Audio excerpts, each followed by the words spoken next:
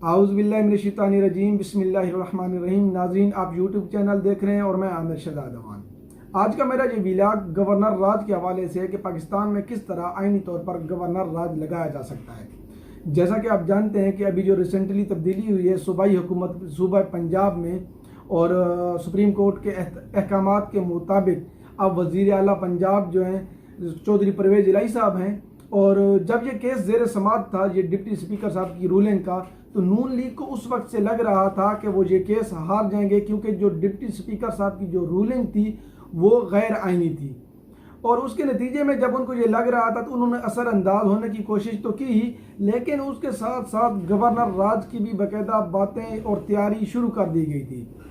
तो और रिसेंटली आपने राना सनाउल्लाह साहब का बयान भी सुना होगा, जब प्रेस कॉन्फ्रेंस कर रहे थे तो उन्होंने कहा कि अगर मुझ पर सूबाई हुकूमत यानी कि सूबा पंजाब ने मेरे दाखिले पर पाबंदी लगाई तो मेरे पास ये जवाब काफ़ी होगा गवर्नर राज लगवाने के हवाले से।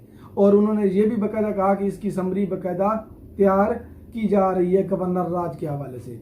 तो मैं आज आपको बताता हूँ कि किन हालात में गवर्नर राज जो है सूबा पंजाब बल्कि किसी भी सूबे में कोई भी वफाकी हुकूमत लगा सकती है। तो आईनी पाकिस्तान का जो आर्टिकल 234 है उसमें वफाकी हुकूमत के जानिब से किसी भी सूबे में गवर्नर राज लगाया जा सकता है, और उसके लिए कोई ठोस जवाब का होना बहुत ज़रूरी है।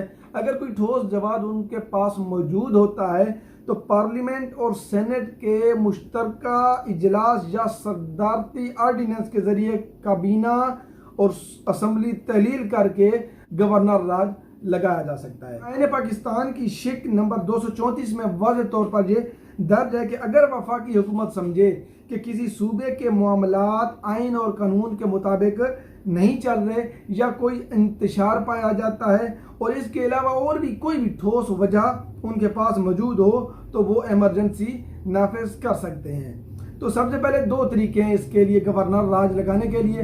पहला तरीका इसमें है कि आइन में दर्ज तरीक़ाकार के मुताबिक एक तो सूबा का गवर्नर सदर मुमलिकत ऑफ पाकिस्तान को समरी भिजवा सकता है और ये कह सकता है कि हालात जो हैं सूबे के वो ठीक नहीं हैं, लिहाजा ऑर्डिनेंस के ज़रिए इमरजेंसी लगा दी जाए। लेकिन इसके लिए 18वीं तरमीम के तहत जो 18वीं तरमीम हुई है उस जिस सूबे में गवर्नर राज लगाना मकसूद है उस सूबे की जो मुतलका सूबाई असम्बली है उससे भी करारदाद मंजूर कराना लाजमी होता है कि असम्बली और काबीना काम करने से कासिर हैं, इसलिए गवर्नर राज लगाना ही बेहतर है।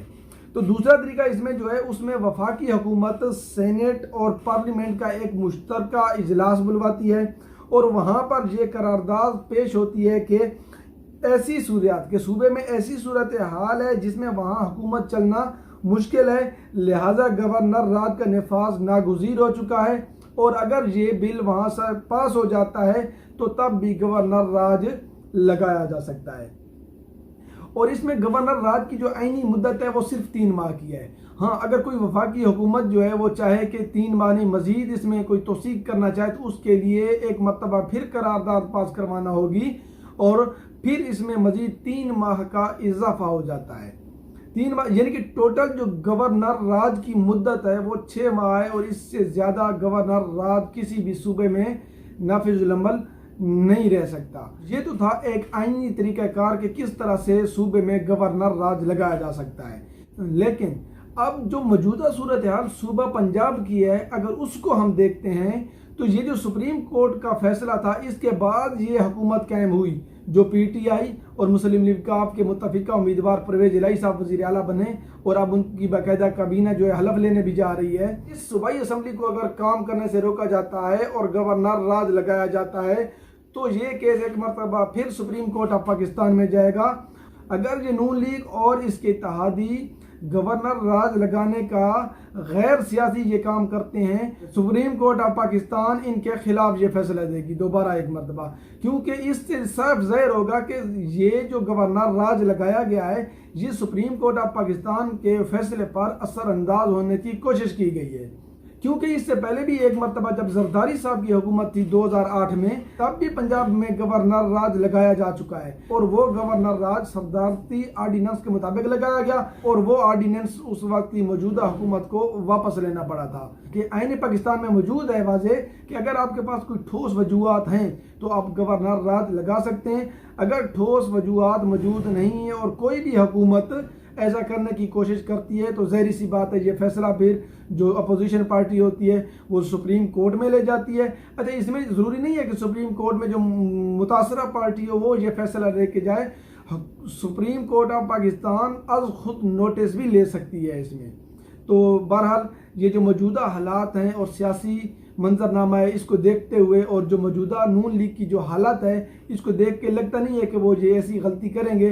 अगर वो ऐसी ये गलती करते भी हैं तो उनको नदामत ही होगी, क्योंकि ये जो तजर्बा है गवर्नर राज लगाने का ये सियासी तौर पर भी उस पार्टी को नुकसान पहुंचाता है। इसकी सबसे बड़ी एग्जांपल मैं आपको पहले भी बता चुका हूं कि जरदारी साहब हैं, और जरदारी साहब ने जब सूबे पंजाब में गवर्नर राज लगाया था, हालांकि वो वापस हो गया था ऑर्डिनेंस, सिर्फ 1 माह की मुद्दत के लिए वो कायम रहा और अदालत ने उसको खिलाफ आइन करार दिया, क्योंकि आइनी तौर पर ये ठोस सबूत कोई नहीं इनके पास कि गवर्नर राज लगाया जाए। तो इसका सियासी नुकसान भी पाकिस्तान पीपल पार्टी को बड़े पैमाने पर हुआ और आज आप देख सकते हैं कि पंजाब में पीपल पार्टी का वजूद ना होने के बराबर है।